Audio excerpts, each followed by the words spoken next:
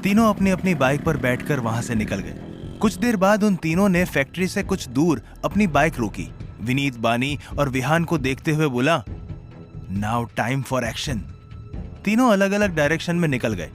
दूसरी तरफ कबीर कॉटेज पहुंचा। वो हेडक्वार्टर गया था। कबीर अंदर गया और उसने अपनी पॉकेट से अपना फोन निकाला, तभी उसका पेन नीचे गिर गया। कबीर वो पेन उठाने के लिए नीचे झुका तो उसकी नजर कॉफी टेबल के नीचे गई। उसकी आंखें हैरानी से बड़ी हो गई। कबीर ने टेबल के नीचे से एक छोटा सा डिवाइस निकाला। कबीर खड़े होकर उस डिवाइस को देखते हुए बोला, ये तो ऑडिबल है, पर यहाँ कैसे? इससे तो कोई भी हमारी बातें कहीं भी सुन सकता है। इतना बोलकर कबीर कुछ सोचने लगा। कुछ सोचते हुए कबीर की आंखें हैरानी से बड़ी हो गई और वो धम से सोफे पर बैठ गया। कबीर डिवाइस को देखते हुए बोला, रियांश। फिर अपने सर पर हाथ रखकर बोला, ये बात मेरे दिमाग में पहले क्यों नहीं आई? कुछ पल बाद कबीर ने जल्दी से उस डिवाइस को ऑफ किया और टेबल पर रख दिया। कबीर खुद से बोला, रियांश बिना वजह के कुछ नहीं करता। मैंने ये पहले क्यों नहीं सोचा? वो यहाँ पर बस एक वीडियो के लिए मुझे धमकाने क्यों आएगा? उसका असली मकसद तो ये डिवाइस फिक्स करना था। इसका मतलब उसे अब सब पता है। शिट, मैं उन तीनों में से किसी को भी कांटेक्ट नहीं कर सकता। फिर खड़े होकर बोला, पर हमने प्लानिंग ऊपर रूम में की थी। आई होप वो तीनों सेफ हो। दूसरी तरफ फैक्ट्री के पास बानी, विनीत और विहान अलग अलग डायरेक्शन में निकल गए थे। विहान एक खंबे के पीछे छुपकर झांकते हुए बोला, यहाँ बहुत प्रोटेक्शन है, इतने सारे गार्ड्स, हमारे पास इतनी बुलेट नहीं है। बानी अपनी गन देखते हुए बोली, अब एक ही ऑप्शन है। विनीत गार्ड के पीछे जाकर उसकी गर्दन पर वार करके उसे बेहोश करके बोला, हमें लड़ना होगा। विहान मुस्कुराकर बोला, तूने स्टार्ट भी कर दिया? विनीत बोला, ऑफ कोर्स, मैं किसी चीज में देरी नहीं करता। जब तक तुम दोनों बातें कर रहे हो तब तक मैंने एक्शन स्टार्ट कर लिया। विहान बोला, चल बे एक्शन वाला, कितना फेंकता है तू? विनीत बोला, ओए। तभी बानी बीच में गुस्से में बोली, ओह शट अप, कितना बकवास करते हो तुम दोनों। पता नहीं तुम दोनों को एजेंट किसने बना दिया। अब काम करो। विनीत और विहान एक साथ बोले, ओके बॉस। ये सुनते ही बानी ने सर हिला दिया। बानी ने आगे जाकर एक गार्ड का मुंह बंद किया और उसकी गर्दन की नस दबा दी तो वो वहीं गिर गया। विहान और विनीत भी ऐसे ही आगे बढ़ रहे थे। तीनों धीरे धीरे सबको बेहोश करते जा रहे थे। विहान बोरियत वाली आवाज में बोला, कितने हो गए? विनीत एक आदमी को गिराते हुए बोला, जा गिन ले। तभी विहान बोला, शिट। बानी और विनीत एक साथ बोले, क्या हुआ? विहान अपनी गन निकालते हुए बोला, गन यूज करने का टाइम आ गया है। इतना बोलकर उसने गन का ट्रिगर दबा दिया। बानी बोली, ग्रेट। बातों के अलावा काम पर इतना ध्यान देते तो उसकी जरूरत ना पड़ती। विनीत हंसते हुए बोला, राइट। विहान चिढ़कर बोला, अबे ओए चुप हो तू। और बानी, गन का यूज करना ही था। बानी सब इग्नोर करके बोली, अंदर जाने का वक्त आ गया है। विनीत सीरियस होकर बोला, पहले अंदर की सिचुएशन पता करनी होगी। विनीत खिड़की से झांकते हुए अंदर देखा। हालांकि खिड़की बंद ही थी, पर थोड़ा स्पेस था अंदर देखने के लिए। विनीत अंदर झांकते हुए बोला, मुझे रियांश कहीं नहीं दिख रहा। बानी बोली, अच्छा है ना, वो नहीं होगा तो हमारा काम और आसान हो जाएगा। विहान बोला, लेट्स गो। तीनों एक छोटे से रास्ते से अंदर गए। अंदर करीब 30 लोग जमीन पर बंधे हुए बैठे थे। वहां कुछ गार्ड्स थे। बानी बोली, विहान, तुम गलती से भी अपनी शक्ल मत दिखाना। विनीत बोला, हाँ, इसकी शक्ल देखकर सारा काम खराब हो जाएगा। विहान चिढ़कर बोला, चुप कर बेवकूफ इंसान। विनीत बोला, तूने मुझे बेवकूफ कहा? विहान बोला, ओ, तो तुझे सुनने में प्रॉब्लम है? सही है, बुढ़ा भी हो गया है तू। विनीत बोला, अबे अभी तो मेरी गर्लफ्रेंड भी नहीं बनी और तू मुझे बुढ़ा कह रहा है? बानी फ्रस्ट्रेट होकर बोली, चुप हो जाओ। कितने बोलते हो तुम दोनों यार, कभी तो सीरियस हो जाओ। विनीत बोला, आई एम वेरी सीरियस। बानी बोली, रियली? इसे सीरियस होना कहते हैं? अब चुपचाप अपना काम करो, मुझे कोई बकवास नहीं सुननी। तीनों ने अलग अलग डायरेक्शन से फायर करना स्टार्ट कर दिया। पहले तो गार्ड्स को समझ नहीं आता, पर फिर उन्होंने भी शूट करना शुरू कर दिया। बानी, विनीत और विहान छुपकर शूट कर रहे थे। इन सब में वो बंधे हुए लोग घबरा गए। इन्हीं सब के बीच बानी अपनी जगह से निकलकर उन बंधे हुए लोगों के पास गई और जल्दी से उन्हें खोलने लगी। उन गार्ड्स ने उसे देखते ही पहचान लिया था। आखिर अपनी लेडी बॉस को वो लोग कैसे नहीं जानते। उन्हें समझ नहीं आ रहा था कि बानी पर वो शूट करे या नहीं। फिलहाल वो विनीत और विहान से निपट रहे थे। बानी ने सबको खोल दिया था। बानी जल्दी से बोली, आप सब यहाँ से जल्दी निकलिए। बानी की बात सुनकर सब एक दूसरे को देखने लगे। बानी परेशान होकर बोली, क्या हुआ, जल्दी जाइए। सब उठकर फैक्ट्री से निकल गए। अब तक सारे गार्ड जमीन पर गिर चुके थे। बानी बोली, मुझे कुछ फिशी लग रहा है। विनीत बोला, क्या मतलब? बानी बोली, सब कुछ इतना इजीली कैसे हो गया? उसकी बात सुन विनीत और विहान कुछ देर के लिए चुप हो गए। तभी बानी को अपने पीछे से आवाज आई। वो बोला, इजीली हुआ क्योंकि मैंने होने दिया। ये सुनकर बानी झट से पीछे मुड़ी। बानी के सामने रियांश खड़ा था। उसके चेहरे पर कोई भाव नहीं थे। विनीत बोला, रियांश? विहान बोला, अब क्या करे? ये सब रियांश का प्लान था। विनीत कुछ सोचते हुए बोला, नहीं, सब नहीं, बस कुछ हिस्सा।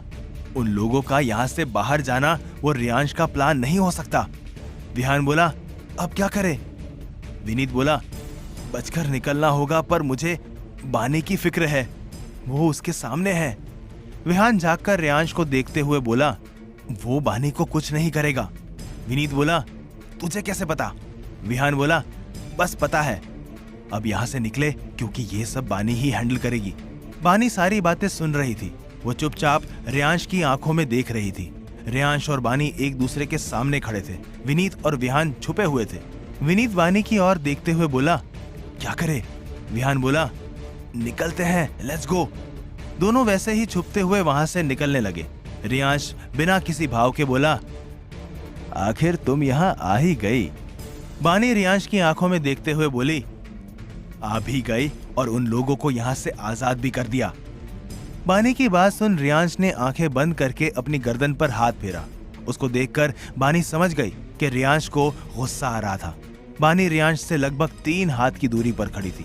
तभी रियांश ने झटके से आंख खोलकर अपनी गन निकालकर उसके दाएं तरफ शूट किया। उसी तरफ से एक आवाज आई। बानी ने जल्दी से उस तरफ देखा। वहां विनीत अपना पैर पकड़े गिरा हुआ था। ये देखकर बानी की आंखें हैरानी से बड़ी हो गई। रियांश अभी भी बानी को ही देख रहा था। वहीं विहान अब तक बाहर निकल चुका था। विनीत को देखकर वो अंदर आने वाला था कि विनीत ने उसे इशारे से मना कर दिया। विहान लाचारी से विनीत को देखता रहा। बानी गुस्से में बोली, हाउ डेयर यू, समझते क्या हो तुम खुद को? इतना बोलकर बानी ने विनीत की तरफ कदम बढ़ा दिया। तभी रियांश खतरनाक आवाज में बोला, सोचना भी मत उसके पास जाने की। बानी रियांश को देखते हुए गुस्से में बोली, क्यों ना जाऊं? और तुमने उसे शूट क्यों किया? रियांश सर्द आवाज में बोला, गोली छू के निकली है और गलती तुम्हारी थी। तुम्हारी वजह से मेरा नुकसान हुआ है। बानी सार्कास्टिकली बोली, ओ, तो रियांश ओबेरॉय अपनी हार का गुस्सा निकाल रहा है। बानी की बात सुन रियांश ने घूर कर बानी को देखा। बदले में बानी ने सार्कास्टिकली मुस्कुरा दिया। रियांश सर्द आवाज में बोला, मेरे पास आओ वाइफी। बानी कंफ्यूजन से बोली, रियांश बोला, कम फास्ट वाइफी, अदरवाइज। बानी गुस्से में बोली, नहीं आऊंगी। तभी रियांश ने एक बार फिर शूट किया। बानी ने जल्दी से विनीत को देखा। उसकी बांह से खून बह रहा था। उसकी पलकें भारी हो रही थी। विहान ने विनीत की हालत देखकर कसकर अपनी मुट्ठियां बना ली। उससे विनीत की हालत देखी नहीं जा रही थी। रियांश एविल स्माइल करते हुए बोला, नाउ कम वाइफी। बानी ने एक नजर विनीत को देखकर जल्दी से रियांश के पास गई। बानी जैसे ही रियांश के पास पहुंची, रियांश ने अपनी गन फेंककर बानी को उसकी बांह से कसकर पकड़ लिया। बानी अपने आप को छुड़ाने की कोशिशें करते हुए बोली, क्या कर रहे हो तुम? रियांश बानी को घूरते हुए सर्द आवाज में बोला, तुमने गलती कर दी है वाइफी। मेरे रास्ते में नहीं आना चाहिए था तुम्हें। तुम्हारी वजह से आज मेरा नुकसान हुआ है। ये बोलते हुए रियांश की पकड़ कसती जा रही थी, जिससे बानी की आंखें नम हो गई थी। उसे बहुत दर्द हो रहा था। बानी नम आंखों से बोली, लीव मी। रियांश ने कुछ पल बानी की आंखों में देखा, फिर झटके से उसे छोड़ दिया। रियांश मुड़कर बानी की तरफ पीट करके बोला, अपनी सजा के लिए तैयार हो जाओ वाइफी। इतना बोलकर रियांश बिना बानी को देखे चला गया। रेयांश के जाते ही बानी जल्दी से विनीत के पास गई। विहान भी अंदर आया। बानी विनीत का गाल थपथपाते हुए बोली, विनीत, विनीत आंखें खोलो यार, विनीत। ये बोलते हुए बानी की आंखों में आंसू आ गए थे। विहान विनीत को देखते हुए बोला, हमें हॉस्पिटल जाना होगा। विहान की बात पर बानी ने सर हिला दिया। दोनों ने विनीत को उठाया और बाहर लेकर गए। वो जैसे ही बाहर पहुंचे, कबीर कार लेकर आ गया। विहान ने पहले ही कबीर को इन्फॉर्म कर दिया था। बानी और विहान विनीत को लेकर कार में बैठ गए और चारों हॉस्पिटल के लिए निकल गए। हॉस्पिटल में पहुंचकर उन लोगों ने विनीत को एडमिट करवाया। तीनों आईसीयू के बाहर खड़े बेसब्री से डॉक्टर का वेट कर रहे थे। थोड़ी देर में डॉक्टर बाहर आए। तीनों ने सवालिया नजरों से डॉक्टर को देखा। डॉक्टर बोला, गोली छू के निकली है, पर ब्लड काफी लॉस हो गया है। उन्हें ब्लड की जरूरत है। उनका। तभी बानी बीच में बोली, डोंट नीड डॉक्टर, मेरा ब्लड ग्रुप O नेगेटिव है, आप मेरा ब्लड ले लीजिए। डॉक्टर बोला, ओके कम। बानी एक नजर कबीर और विहान को देखकर अंदर चली गई। कबीर दीवार से टिककर बोला, सबको निकाल दिया? विहान सामने देखते हुए बोला, हाँ, पूरे 30 लोग थे। विहान की बात पर कबीर ने सर हिला दिया। दोनों चुपचाप खड़े थे। बानी आईसीयू में बेड पर लेटी थी। उसका ब्लड डायरेक्ट विनीत को दिया जा रहा था। बानी अपनी आंखें बंद किए लेटी थी। दूसरी तरफ रेयांश इस वक्त उसी खंडर वाली जगह पर था। वो किंग सोफे पर बैठा था और वाइन के सिप ले रहा था। रेयांश के चेहरे पर कोई भाव नहीं थे। इस वक्त उसके दिमाग में क्या चल रहा था, ये सिर्फ रेयांश ही जानता था। थोड़ी देर में शेरा वहां आया। शेरा बोला, बॉस, उनका फोन आया था। आज का काम ना होने की वजह से वो बहुत भड़क रहे थे। रेयांश सर्द आवाज में बोला, कोई रेयांश ओबेरॉय के सामने एटीट्यूड दिखाए, इतनी किसी की औकात नहीं है। So just kill him. और तुम्हें पता है कि ये कैसे करना है। इतना बोलकर रेयांश वाइन का सिप लेते हुए शेरा को देखने लगा। शेरा बोला, यस बॉस, और मैम इस वक्त हॉस्पिटल में है।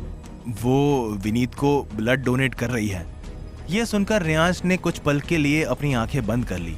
रेयांश आंखें खोलकर वाइन की सिप लेते हुए बोला, आगे क्या सजा देगा रेयांश बानी को? क्यों होने दिया रेयांश ने ये सब? जानने के लिए सुनते रहिए cruel hearted, only on pocket FM।